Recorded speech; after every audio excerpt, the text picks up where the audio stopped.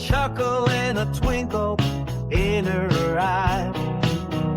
From the laddie to the basement, no nook or cranny goes unseen.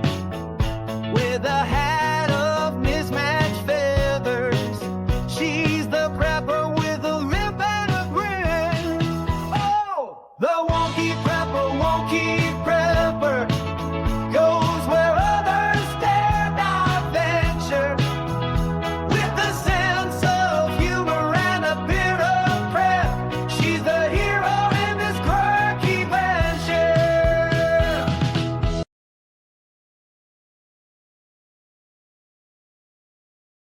Good morning and welcome to this week's episode of The Wonky Prepper, where we discuss issues and information around preparedness for disabled and chronically ill people and the people who love and care for them, and those who just want to learn, which is really cool. So this week in What's in the News, we're going to be looking at a letter to ministers issuing 10 basic demands on rail accessibility. In this week's glossary, Educate Yourself Innit, we're going to take a look at what is meant by reoccurring or fluctuating conditions. And in Let's Talk About It, we're going to have a look at perimenopause, menopause and postmenopause and how to be prepared for it. This is conversation that people don't like having because it's uncomfortable. So therefore we're going to talk about it.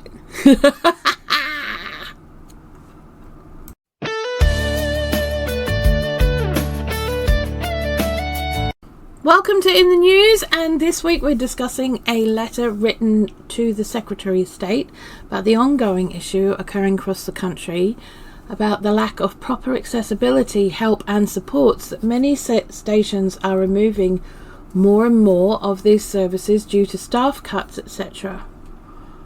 Now this story comes from John Pring of the Disability News Service and was written on the 14th of August.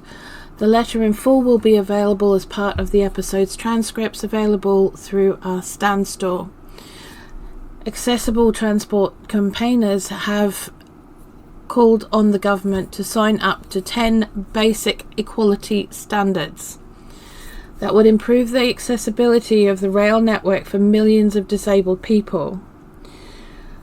They say their 10-point plan would restore accessibility to the heart of the government's planned rail reforms. In a letter, PDF, to Transport Secretary Heidi Alexander, they accuse the government of scrapping commitments on accessibility made by the last Conservative government. Among the campaigning organisations that have signed the letter are the Association of British Commuters, which drafted it, Disability Rights UK, Disabled Peoples Against Cuts, Inclusion London and Transport for All, as well as allies such as Bring Back British Rail, National Pensioners Convention and the TSSA Transport Union. They particularly highlight their concern that the Labour government removes statutory accessibility and socio-economic duties from its plans for rail reform. They tell Alexander in the letter the removal of these duties undoes years of campaigning by disabled peoples and ignore evidence of systemic discrimination across the network. They say their demands should now be considered the minimum expectation for rail reform, while they would also ensure the maximum value for public money. Among their demands are for the government to restore an accessibility duty to its new railways bill, a new national investment fund to pay for accessibility improvements with deadlines for step-free access and level boarding, a legal right to turn up and go travel at every location, and a single national accessible travel policy. The letter also calls for a new complaints body for disabled passengers, for the Disabled Persons Transport Advisory Committee to make a statutory advisor to the new Great British Railways, as the previous government had planned, and for the government to improve its consultation with disabled people. And it calls for new powers for the Office of Rail and Road Regulator on enforcing equality standards, full staffing for the rail network, and a new, more generous complaints and compensation system for transport discrimination. Emily Sullivan, ABC's co-founder, said this letter is an urgent intervention to demand a full legal framework for accessibility and warn the government that we will strongly oppose any attempt to pass a railways bill without these basic equality standards. Disabled people have the backing of passenger groups, rail workers and allies across the transport sector. Among those who have signed the letter are Sarah Ledbetter and Doug Pawley, two claimants in a high-profile legal case taken in 2023 against a consultation on plans to close hundreds of ticket offices. Ledbetter said, "I am shocked and disgusted that we have been ignored after years of campaigning to achieve these commitments. It's totally wrong to exclude disabled people, and the current plan will only make standards slip further. We have the right to travel by train, and without this, many blind and visually impaired people could be isolated and excluded." Pawley said stripping accessibility duties from Great British Railways legislation represents a fundamental retreat from legal obligations to disabled passengers. This accessibility framework provides the solution to ensure Britain's rail network serves everyone, not just non-disabled people. Without these protections embedded in primary legislation, we will perpetuate the two-tier transport system that systematically excludes disabled people. Tony Jennings, co-founder of the Campaign for Level Boarding, added the government needs a plan, systemic change and accountability to remove barriers to deliver equal access. Inclusive design must be at the heart of the decision-making process, with a timescale to achieve joined-up accessibility improvements in co-production with disabled people. A DFT spokesperson said in a statement, "Accessibility is a core priority for Great British Railways, and we are committed to delivering a rail system which allows disabled people to travel easily, confidently, and with dignity. Working alongside disability groups, we are considering all options to ensure accessibility is at the heart of GBR, such as the creation of a powerful new passenger watchdog to ensure services work for disabled passengers. Later this year, we will publish a roadmap setting out our approach to delivering a more accessible railway to the lead up to GBR." So, there's a lot to unpack there, but what we're going to do is we're going to go through this letter. I know it's a bit longer than I normally do, but I think we need to go through it, and then we're going to have a little bit of a discussion about it afterwards, right? So here is where I'm going to read out the letter to the but just to the signatories. I'm not going to do all of the whatever. If you want to read the whole thing in full, then you need to go to the Stan store and get the transcript for this. Okay, because there will be a link to this letter in the transcript. Dear Secretary of State, 1108 2025. We write to express our outrage at the removal of accessibility duties from Great British Railways and demand that the government restores these to the centre of the upcoming Railways Bill. Every accessibility commitment of the previous government has been cut out of the proposal, including core statutory duties for Great British Railways GBR to prioritise accessibilities and socio-economic value in all its decisions. Number 1. The removal of these duties undoes years of campaigning by disabled people and ignores evidence of systemic discrimination across the network. There are also strong signs that the government has cut accessibility out of its ongoing work to reform the rail regulator, Office of Rail and Road, ORR. In June statement to the Transport Committee failed to commit to an urgent review of transport accessibility law, regulations and enforcement bodies, and even refused the committee's demand to create a national action plan. Whew.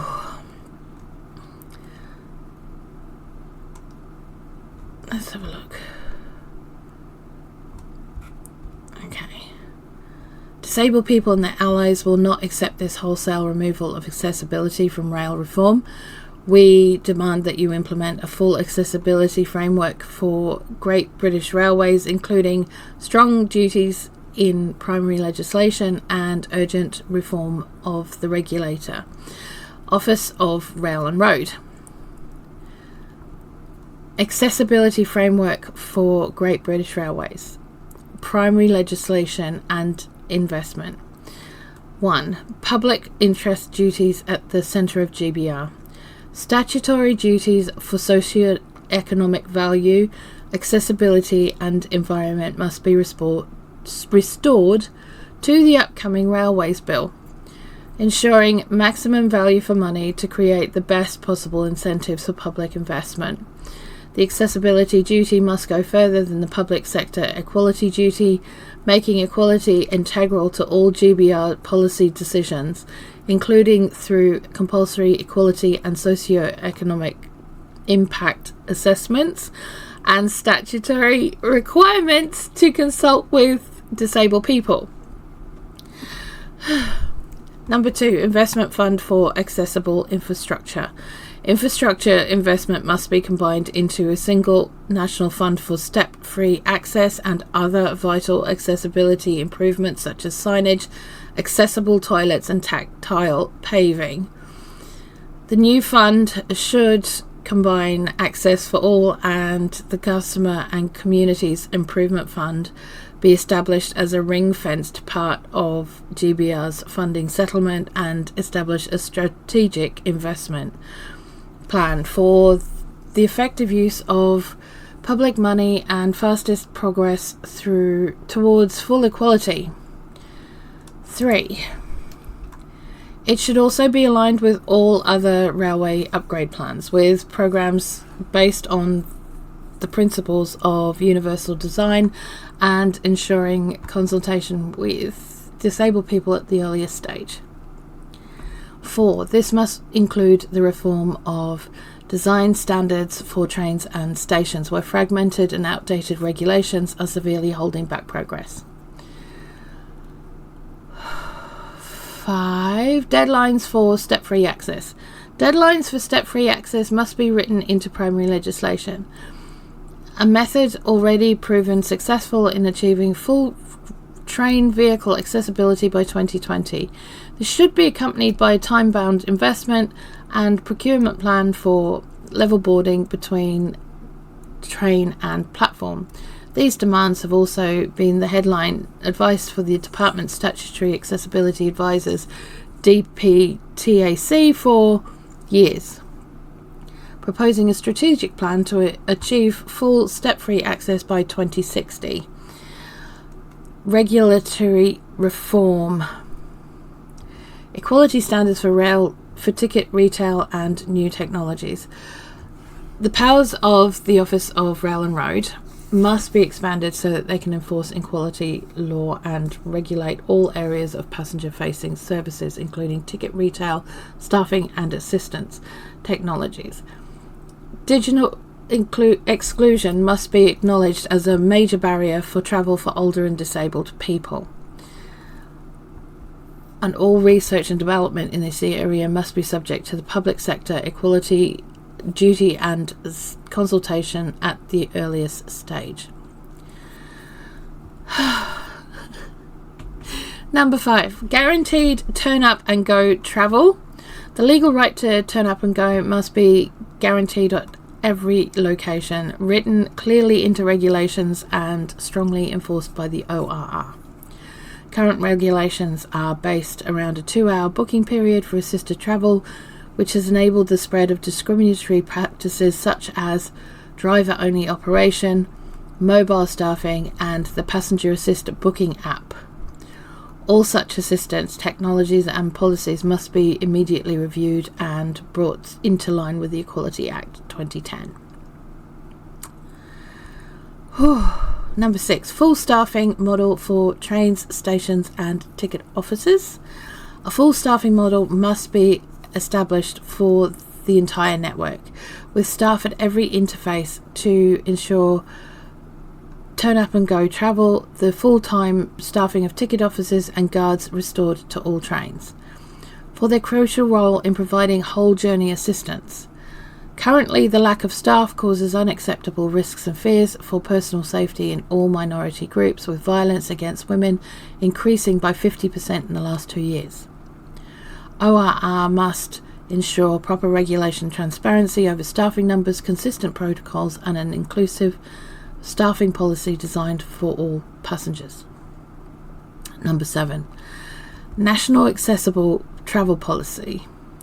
Currently, the ORR signs off on a separate accessible travel policy for each operator, leading to a patchwork of mitigations and reasonable adjustments across the network, including evidence of discriminatory methods such as mobile staffing and the use of taxis. This must be replaced with a single equality-compliant national accessible travel policy based on the right to turn up and go, so that disabled people can rely on consistent assistance protocols, complaints processes and compensation rights wherever they are in the country. Rights and representation. New complaints body for disabled passengers. Transport discrimination must no longer be downgraded to a consumer rights issue. The complaints and compensation system must be brought under a unified, proper, regulated public body to be co-designed by disabled people. Compensation must conform to the levels recommended by the courts, with feedback on failures going straight back into the system to be fixed, and financial penalties on operators in the case of any repeated incidents. Complaints data and other forms of monitoring should be clearly and transparently published, with the department reporting back quarterly on progress. Number 9, Disabled Persons Transport Advisory Committee, DPTAC, as statutory advisor. The previous government's plan to make DPTAC the statutory advisor to GBR must be restored with legislative amendments to the Transport Act 1985 to ensure an independent structure, much better resourcing and expanded powers to proactively pursue issues and set its own priorities, especially in identifying and responding to instances of discrimination. As the Transport Committee has recommended, the department should also immediately publish a work plan mapped out DPTAC's involvement in policy decisions and publish regular reports explaining its impact. Number 10, proper consultation and representation of disabled people. The government is currently drafting the most important rail legislation in 30 years without any input from disabled people. Multiple actions must be taken to correct this, including A, putting statutory duties on GBR to consult disabled people as proposed by the previous government. B, establishing a new representative forum for disabled passengers co-created by disabled people's organisations and designed for the widest possible participation. C, publicly consulting on ticket rail, retail, accessibility and new cross-section technologies. Requesting your urgent attention. Every item in our accessibility framework is a long-standing pledge of the previous government, a request of the Transport Committee, or the advice of the Department's statutory advisors on accessibility, DPTAC. In nearly all cases, they are also no more than the minimum expectations of equality law. The strength of public support is unquestionable, both in past consultations on GBR and the 750,000 responses from the public objecting to ticket office closures in 2023. After years of going backwards in accessibility, this accessibility framework should now be considered the minimum expectation for rail reform. It also ensures maximum value for public money, increasing social and economic benefits for all passengers. The government must urgently change course and restore accessibility duties to the centre of the Great British Railways. We look forward to your response.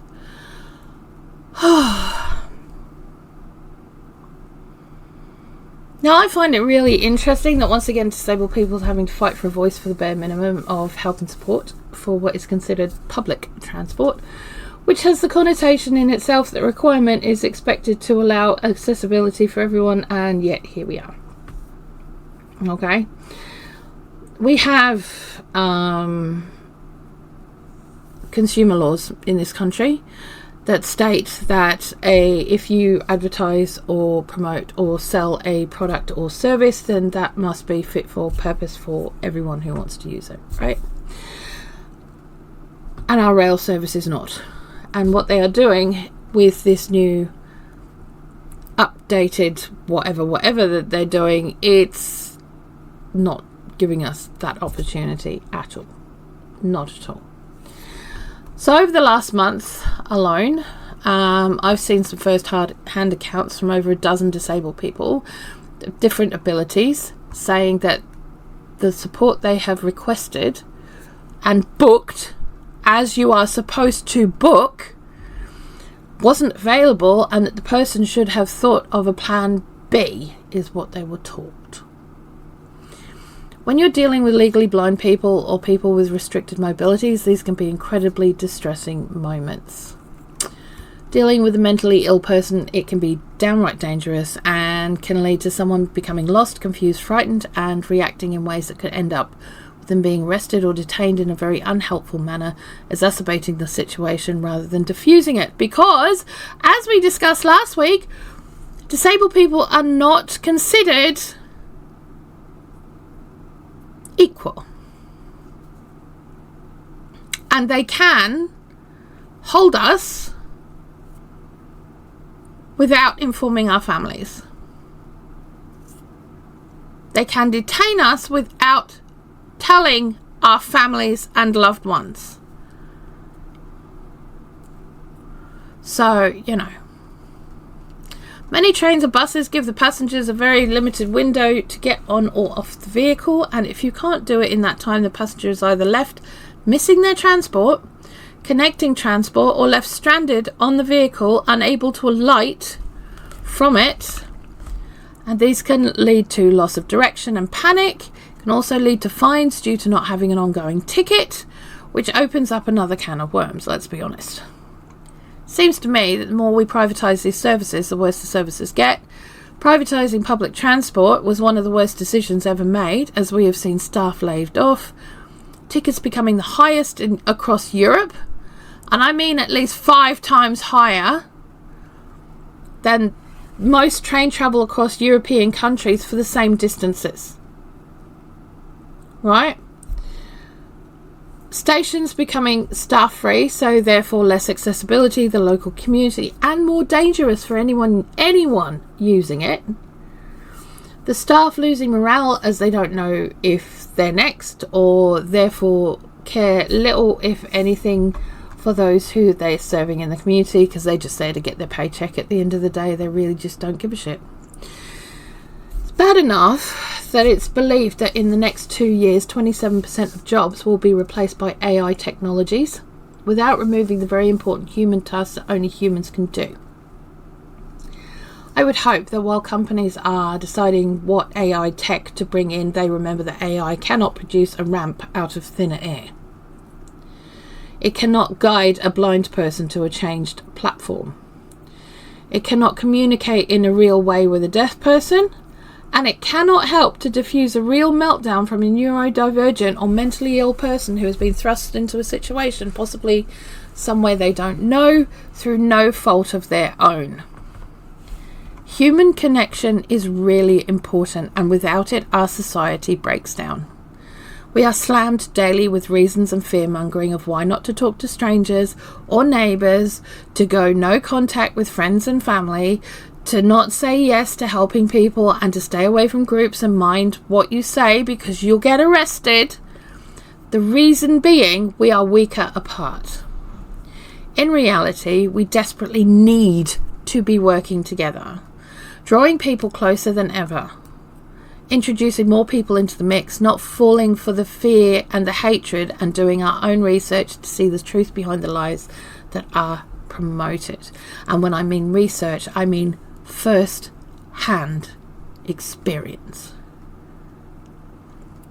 For example, migration to this country has dropped by more than 50% since last year and is now at 460,000 due to the inability to work or study thanks to Brexit.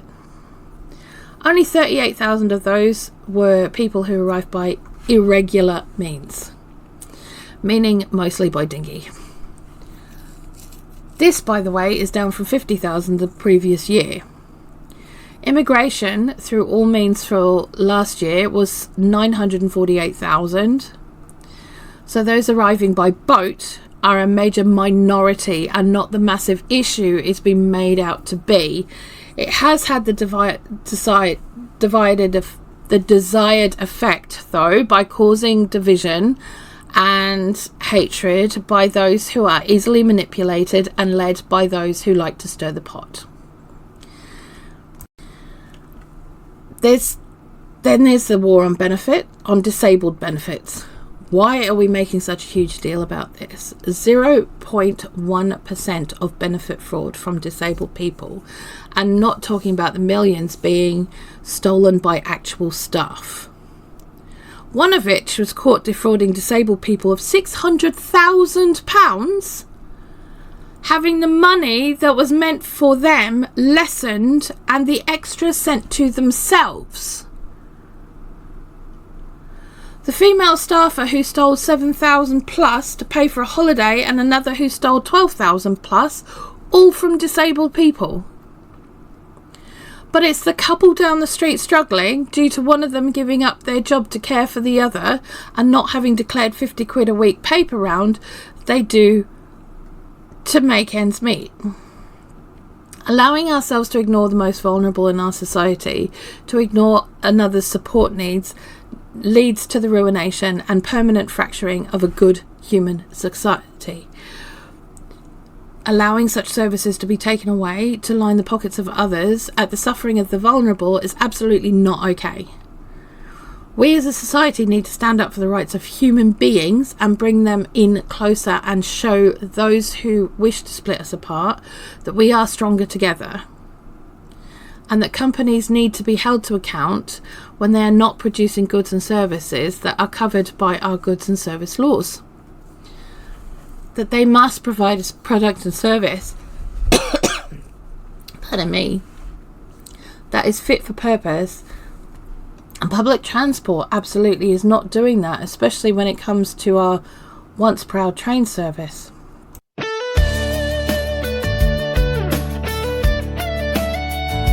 Educate yourself in it. This week we dive into reoccurring and fluctuating conditions, what they are, what they mean, and let's have a look. What does fluctuating mean? Fluctuating and reoccurring conditions are not specific conditions. Instead, they are features of some health conditions and disabilities. A fluctuating condition is one that is always present but will vary in severity, the frequency of flare-ups, and sometimes the symptoms. Examples include conditions such as asthma, which will result in an ebb and flow of symptoms, even with excellent medical and self-management. The skin condition psoriasis is another example.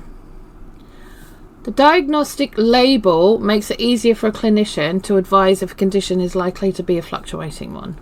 Using this example of asthma again, we can predict that people with asthma will usually experience flare-ups with specific triggers such as allergens and respiratory infections. So what does reoccurring mean? A reoccurring condition can be absent for long periods of time but will return periodically due to the increased sensitivity of specific triggers. For example, a person may experience episodes of depression throughout their life, with long periods between episodes where they're not taking medication or require any adjustments. It is usually impossible to predict whether a condition will be reoccurring, one or not, for an individual during the first episode. For example, some people may experience depression once in their lives, whereas others may experience it frequently over several years. What conditions can be fluctuating or reoccurring? There's no definitive list, but we're going to go through some examples of conditions seen in the workplace which can fluctuate or reoccur. Systemic lupus erythematosus, SLE. Basically lupus, right? I just don't come at me for butchering these. I am not a friggin' doctor. I'm a herbalist, I'm a dietitian, and I'm a naturopath, but I am not a doctor, and I am allowed not to be able to say things, okay? Diabetes. That's another one. Arthritis, multiple sclerosis, and other neurodegenerative conditions.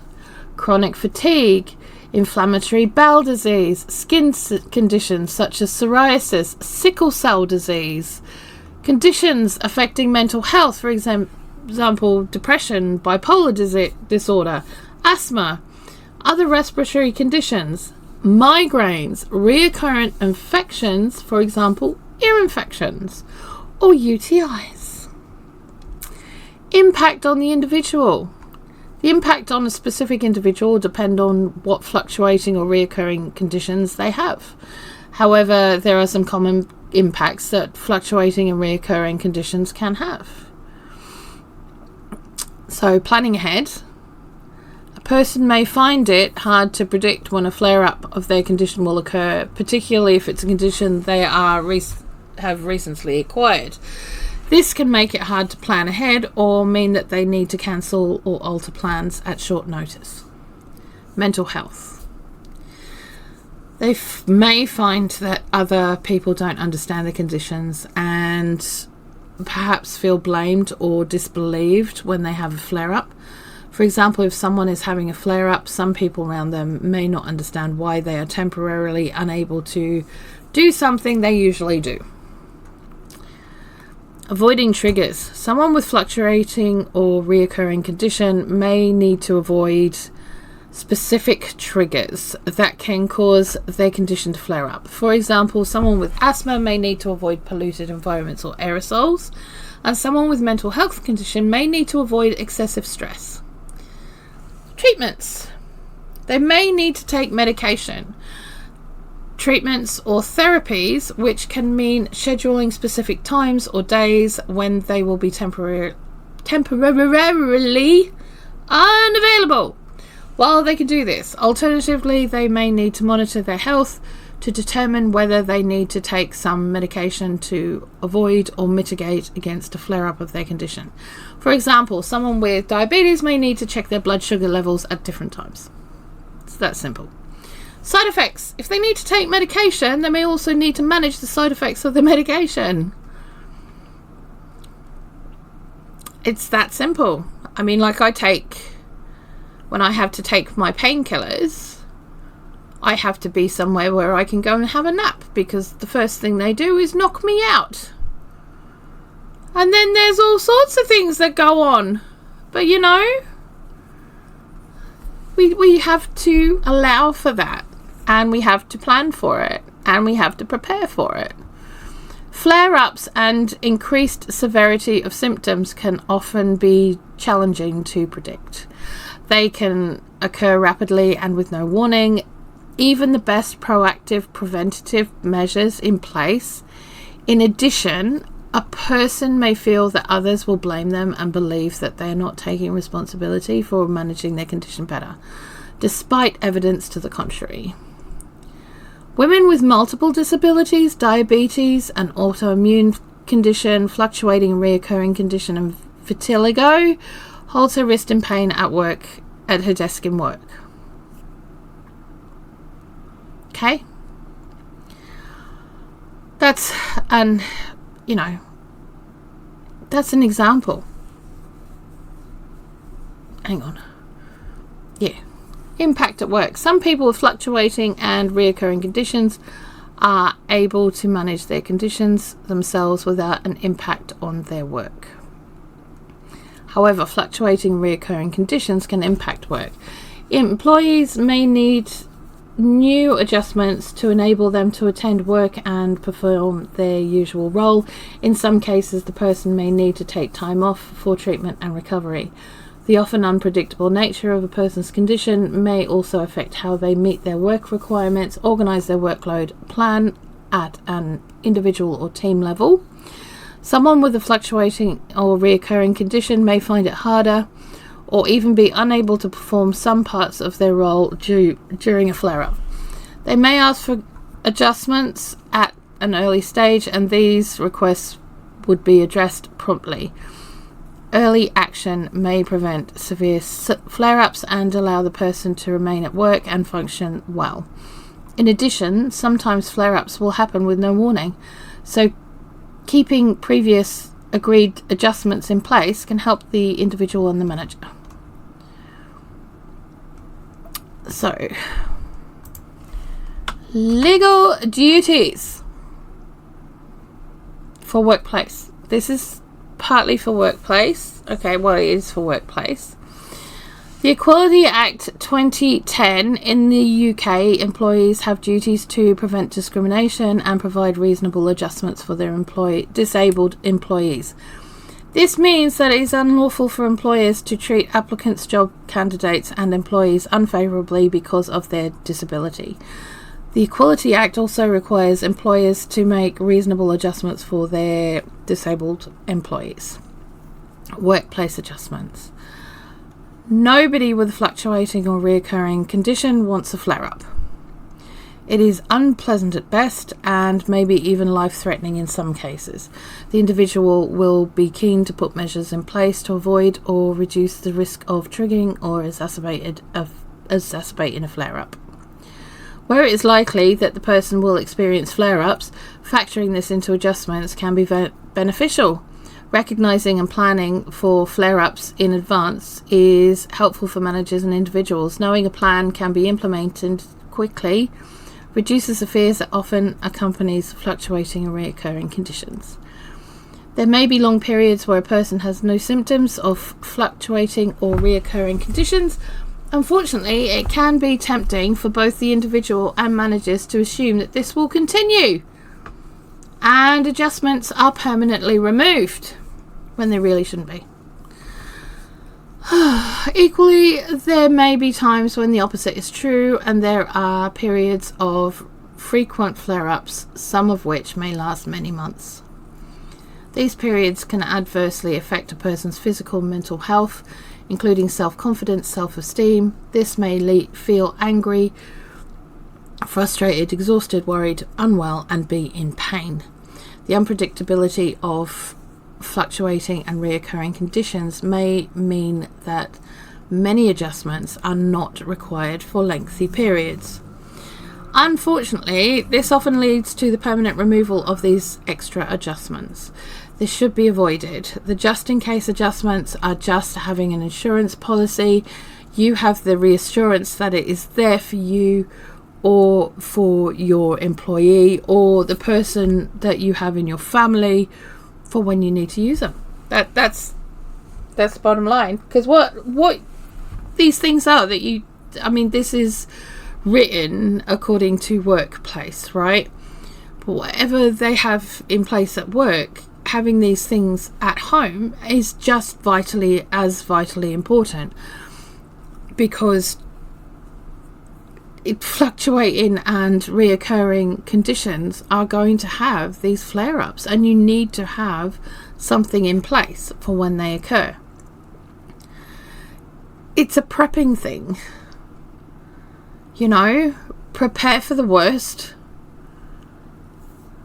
hope for the best. But at least you've got a plan, right? Or have the equipment, right? If it's needed. That's simple.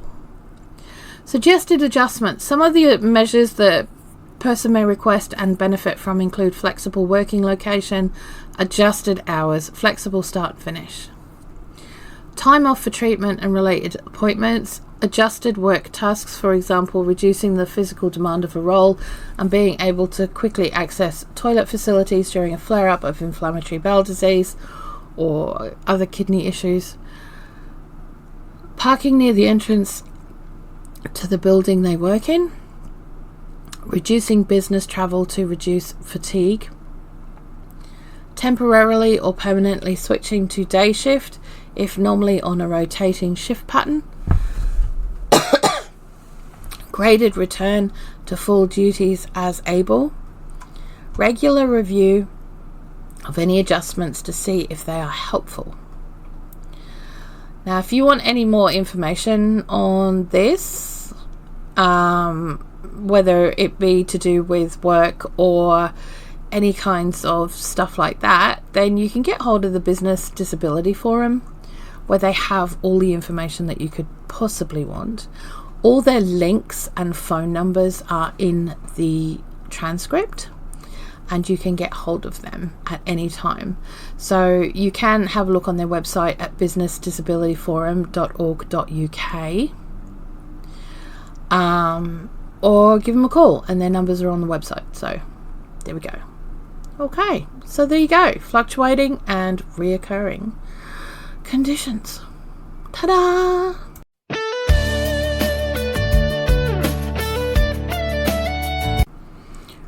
So let's talk about it.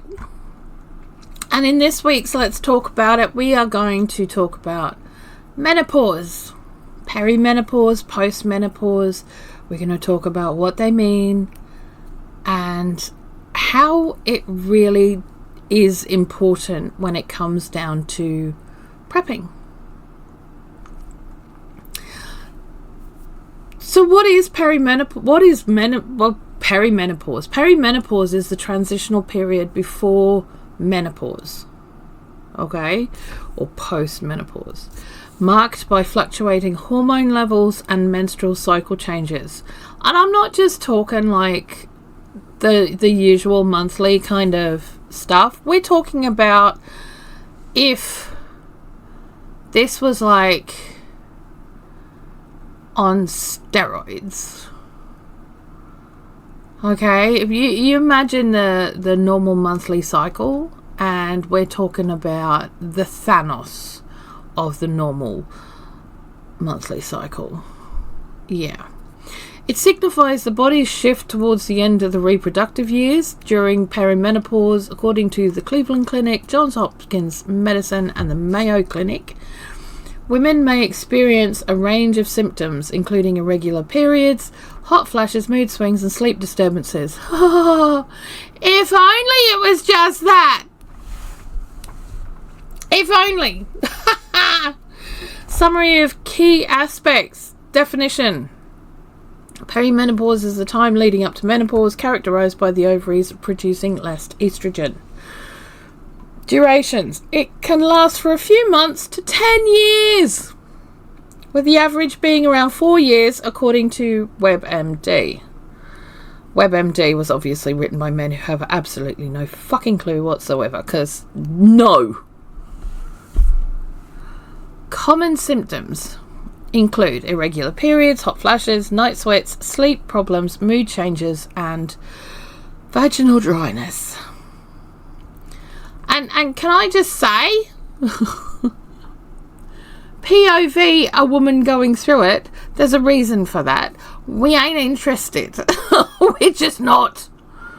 We don't care how cute you are. We don't care how lovely you've been. We don't care that you've taken the garbage out. We don't care. We just do not care. We are hot. We're a hot, sweaty mess that hurts, is in pain, doesn't know which end is up, and thinks that they're going absolutely stark raving bonkers. The last thing we want is to be chased around the room by you in your mankini. Can I just say? Just saying. Just saying. Not that Tony ever watches this, but you know. or listens. Anywho, hormonal changes. No, really.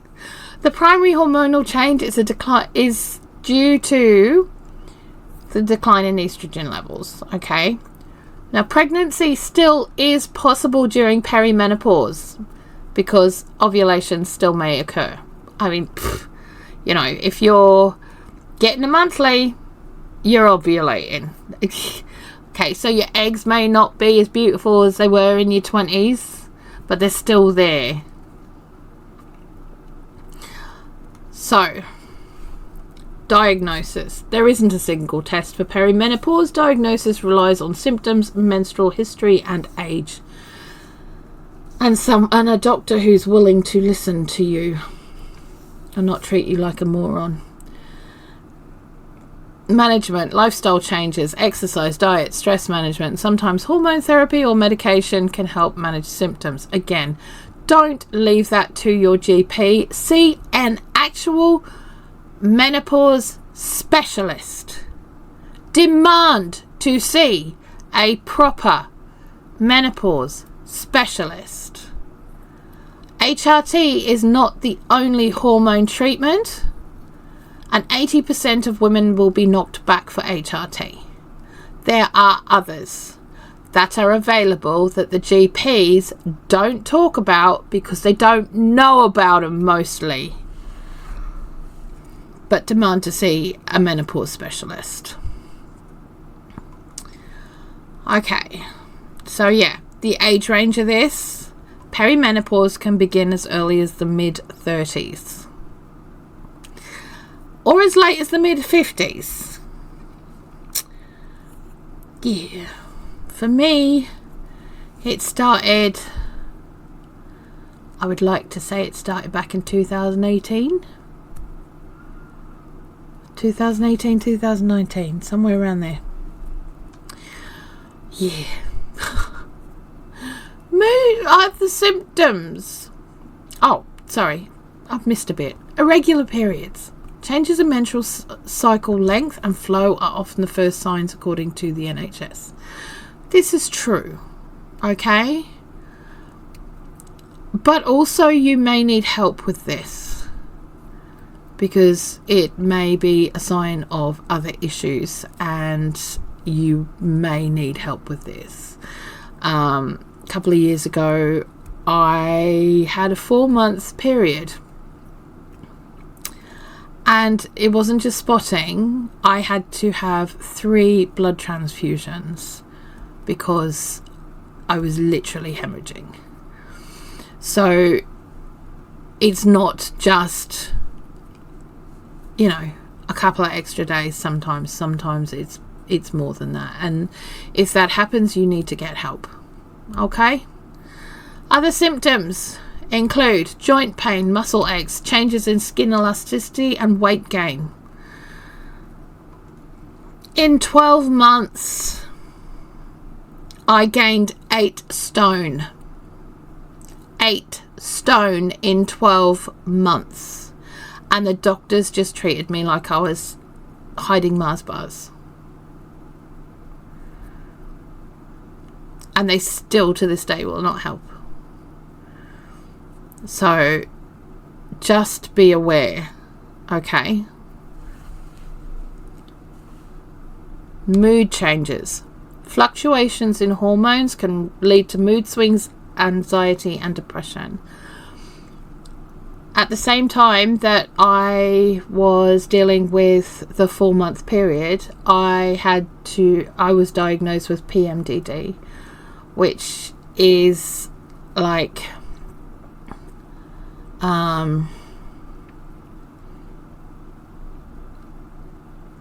it's like period hormones but on steroids. Okay, so the Thanos of the period, it literally will leave you suicidal and can leave you blacking out and not knowing what you're doing. It's that bad. Okay, so that was because of this hormone fluctuations. So the importance of monitoring. Women are encouraged to monitor their symptoms and how they impact their quality of life, and to seek medical advice if needed. Please see a specialist. Please see a specialist. I'm not going to say this again. Well, I am. I will hammer this in. Please, for the love of all God, go and see a menopause specialist. And I don't mean the gynecologist at the hospital. I mean an actual bona fide menopause specialist.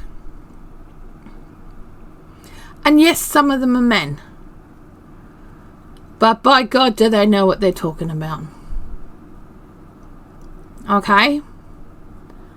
And they will go over and above your doctor and the gynecologist, because they know what they're doing. Okay? It's their specialty.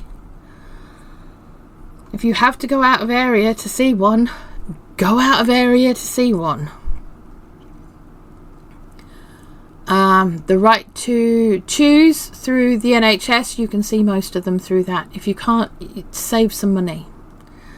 All I can say is save money. And if you have to save for a year or two to save the money to go and see them, then save for a year or two to go and get the money to see them. Okay? Joint pain.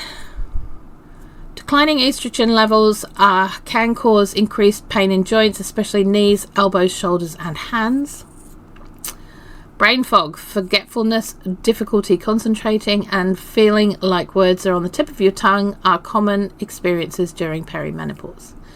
Mood changes. Anxiety, depression and increased irritability are frequently reported, sometimes mimicking worsened PMS symptoms like PMDD. Dry eyes. Reduced tear production due to hormonal changes can lead to dry, itchy or scratchy eyes. So get yourself some eye drops. Just like a saline eye drop for those moments.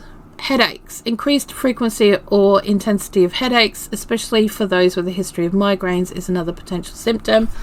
I take Feverfew, says she, shaking the bottle that most of you can't see. I take Feverfew daily, and I get mine from pipingrock.com because I can get a year's supply for the cost of a month's supply at Holland & Barrett. So don't bother with Holland & Barrett, go straight to pipingrock.com. The link will be in the transcript. Heart palpitations. A sudden speeding up or irregularity in heart rate can be triggered by hormonal fluctuations and hot flashes. Ringing in the ears.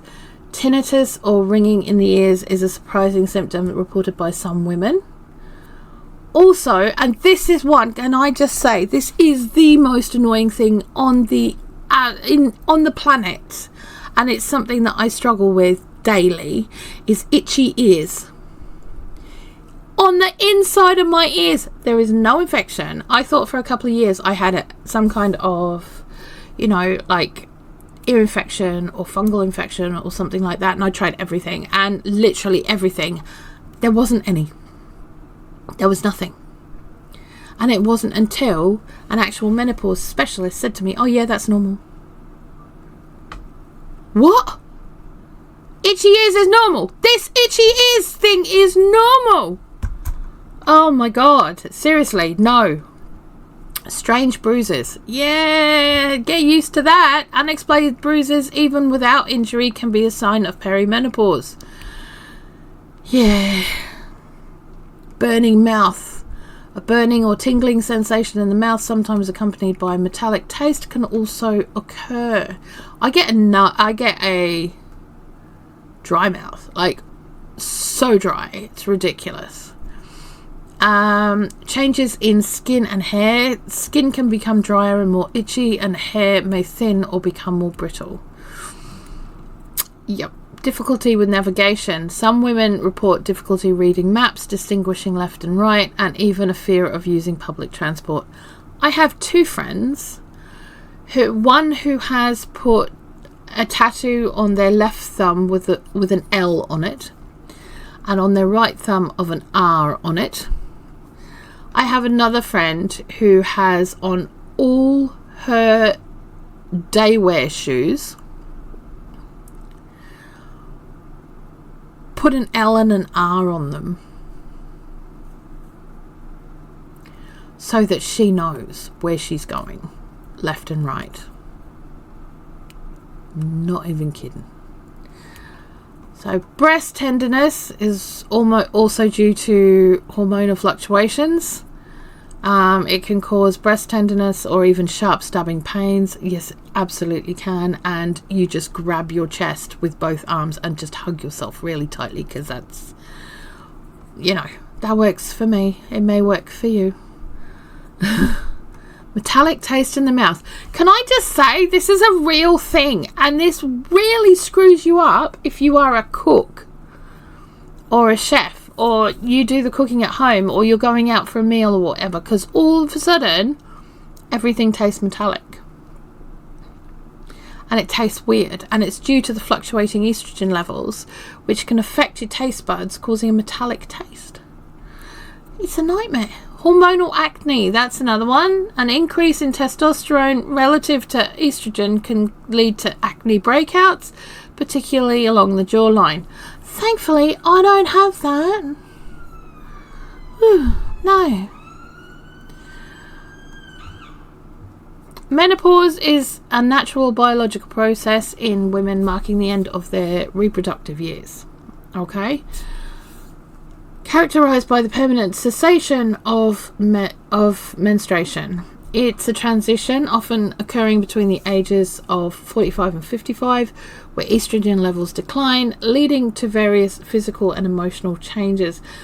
These changes, known as menopausal symptoms, can include hot flashes, sleep disturbances, mood swings, and vaginal dryness, because apparently that's the important one here. Key aspects of menopause. So it's natural process. Menopause is a normal part of aging for women, signifying the end of fertility.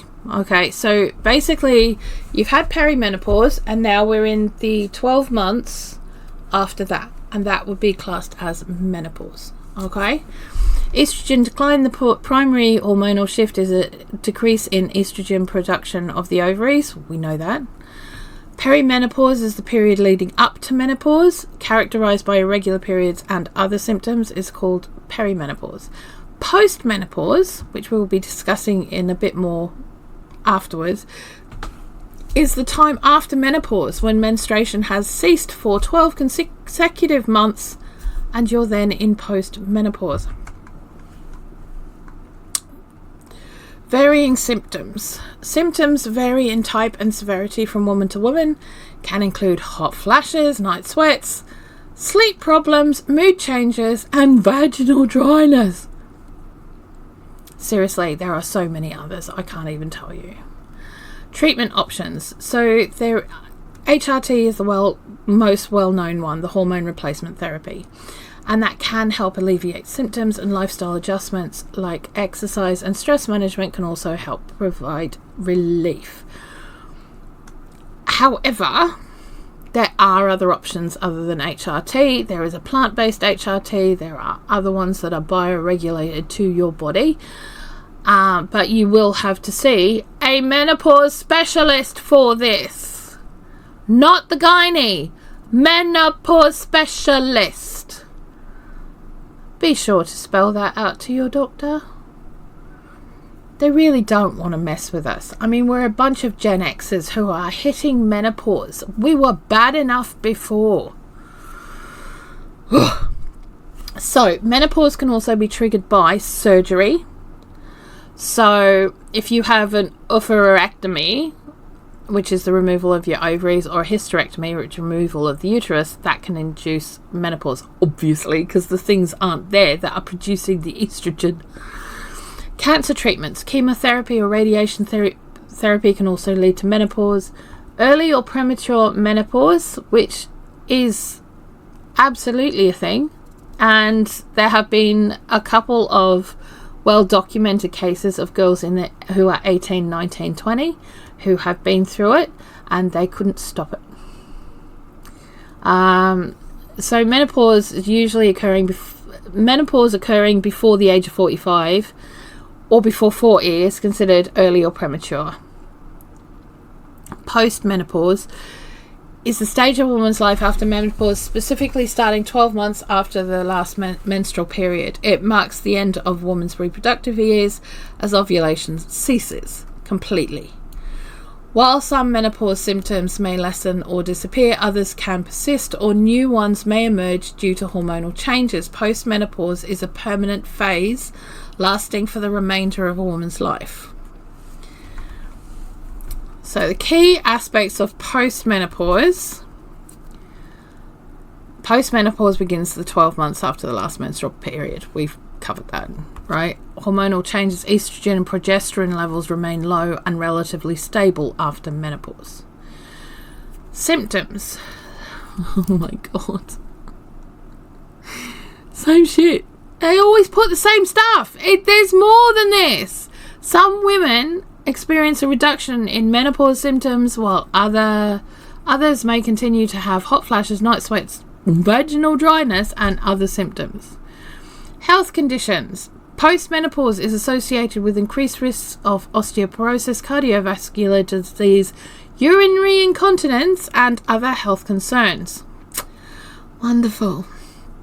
Management. Lifestyle adjustments including diet, exercise and regular doctor visits are important for maintaining health and managing potential symptoms. Hormone replacement therapy, HRT, can be used to alleviate some symptoms, but see a menopause specialist for other options. I'm going to keep hammering that one because it's so important.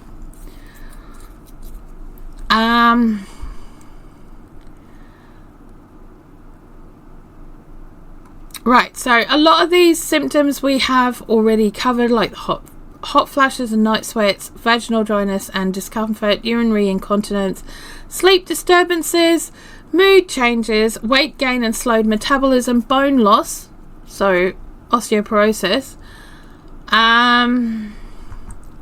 What are the increased health risks associated with postmenopause? It's osteoporosis, cardiovascular disease, urinary tract infections or UTIs and incontinence, other potential risks, diabetes, certain cancers like breast cancer.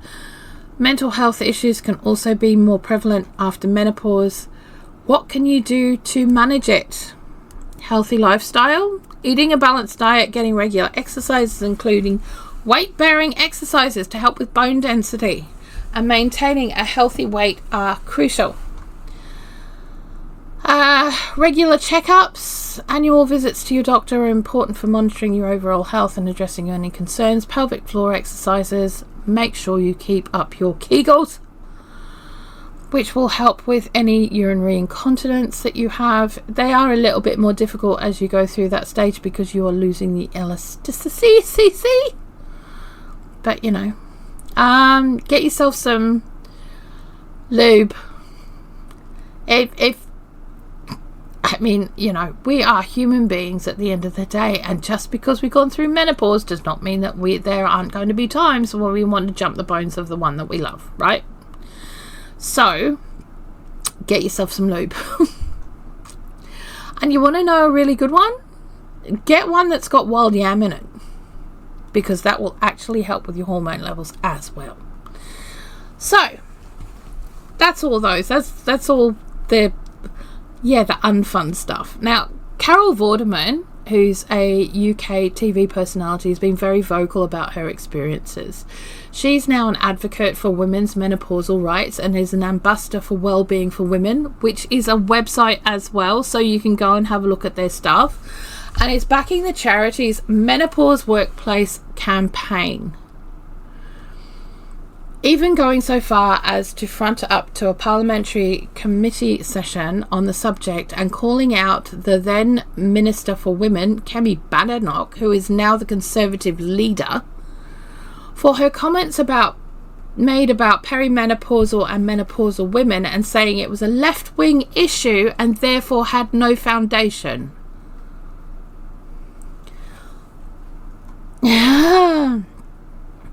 So there is much on her scathing remarks about neither Kemi or Penny Mordaunt bothering to show up for questions, and for the rest of the conversation, it is widely available on YouTube, so go and check it out if you want to. But it was definitely worthwhile watching. The point is, there's a call for menopausal leave for women at work. Okay, why, you might ask? It's just another natural thing. Well, yes it is, but it's also incredibly dangerous for women, and that's what people don't realise. Not only can it cause severe personality changes, but severe mental health decline and other physical issues. Men are 4 times more likely to divorce their wives while they're going through perimenopause or menopause, due to them not being the women they married. And women between the ages of 45 to 55 have a higher likelihood of suicide than at any other time of their life. It's a very real and very life-changing time, and it can start as early as 35 years old. Some women have been known to go into premature menopause and premature ovarian failure. This can start as early as the late teens. Women are already treated as second-class citizens when it comes to medical care, and when it comes to women's health, it is even worse. The patronising or aggressive behaviour is not only male doctors but female is unbelievable, let alone in the home and the workplace. When it comes to prepping and preparedness, it's important to have as much information as possible and educate yourself about the possibilities. Yes, even the fellas, you need to know this shit. You know, we women are a ticking bloody time bomb, and we can go off at any second. So why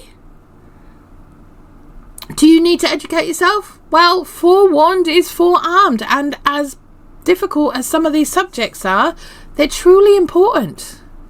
In a high-stress situation, neurotypical woman who has been fairly meek and quiet can turn into a mother bear and absolutely destroy another person with a look or a quip, or will literally fly at them physically if they feel threatened or needing to protect their family.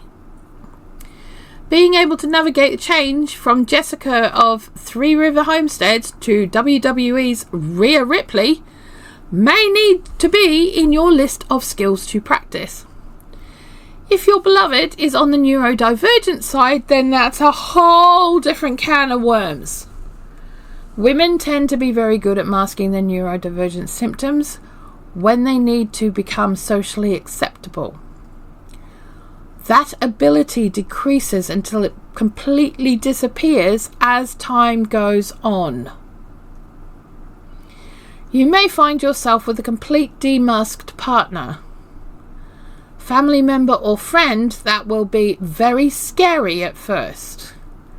Telling them they've changed or not going to help is not going to help. They know. They are acutely aware.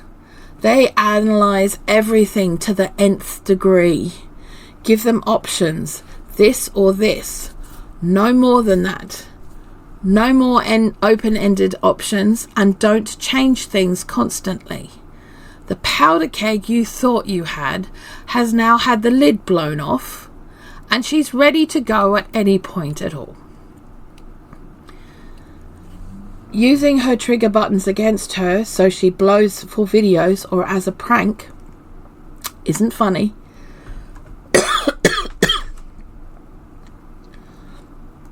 Or clever. It is abusive. Just so you know. Every symptom she ever had is now going to be 100 times more than it ever was before, and she has no way to control it. None. In a crisis situation, they will be the first in line to sort everything out and be ready.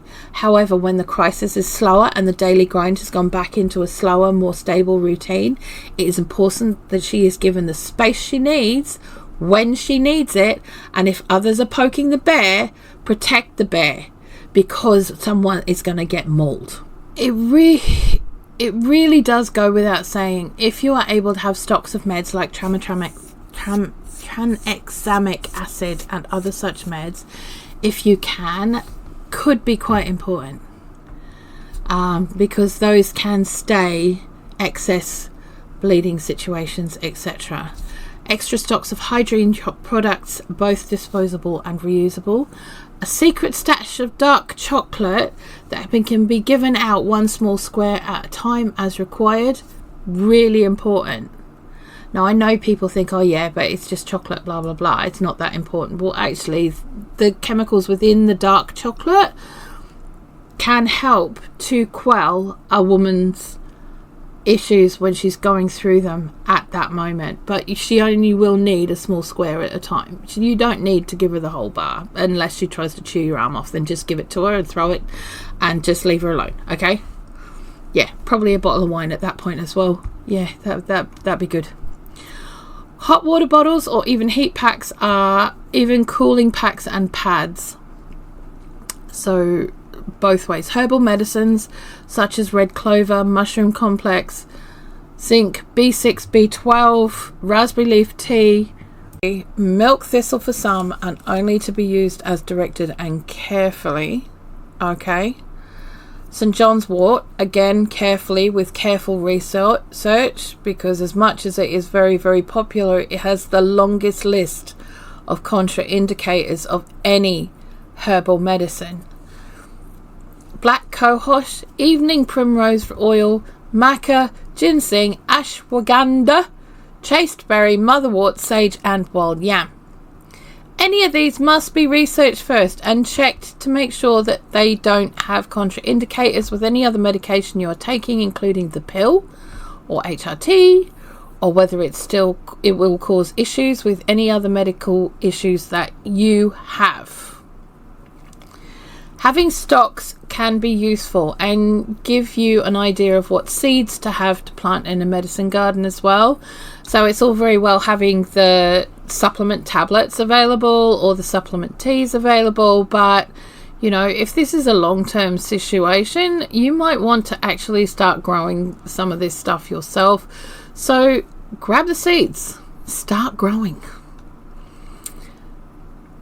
Communication is key, and having open and honest conversations about where you are and what's happening is really important. Having someone you can do that with no risk of judgment or attack is also really important.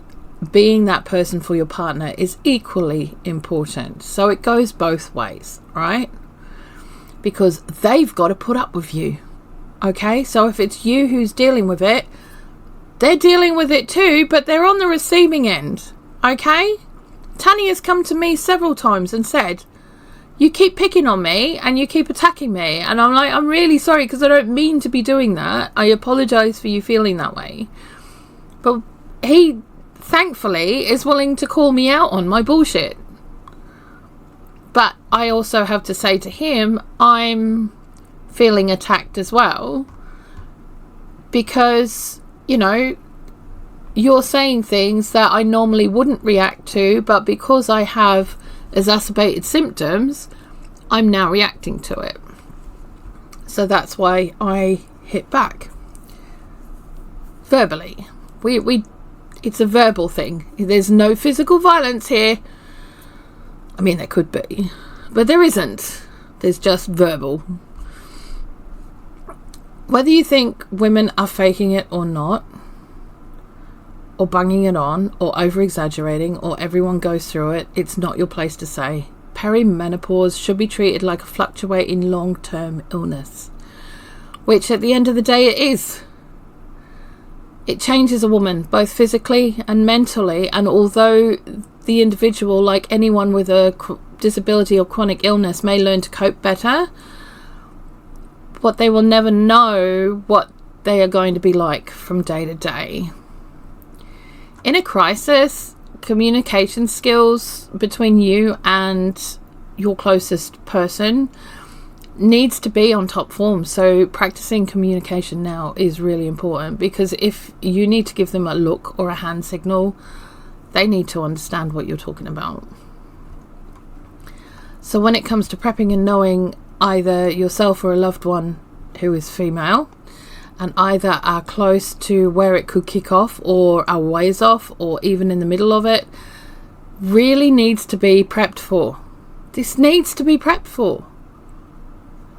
It needs to be prepped for in a similar way as you would for anyone who needs extra assistance, and not because they will appreciate the effort, because perimenopausal women tend to become highly independent, but because in those moments when they turn into a puddle because they accidentally tripped on an ant's nest and squashed 3 of them, she will absolutely appreciate the effort that the tiny square of magic chocolate you happen to have squirreled away on your person. So yeah, perimenopause, menopause and postmenopause need to be treated like a fluctuating or reoccurring illness. So what you need to do to be able to manage that, you need to do, and be prepared for it, especially if you're expecting a long-term stress situation to occur. And the better prepared, the better you get through it. Let's be honest. So thank you for hanging out with me today, lovelies. Don't forget, you will be able to purchase transcripts for these podcasts from our stand store at Blue Self Reliance, and I will be back next week. If you would like to be on the podcast and chat about prepping and disabilities, or have a subject you would like me to cover, hit me up in an email at admin@thebluepixie.com, admin@the BLOOpixie.com, and you never know what could happen. Till next week, guys, fly your wonky flag with pride and stay ready for anything. Bye!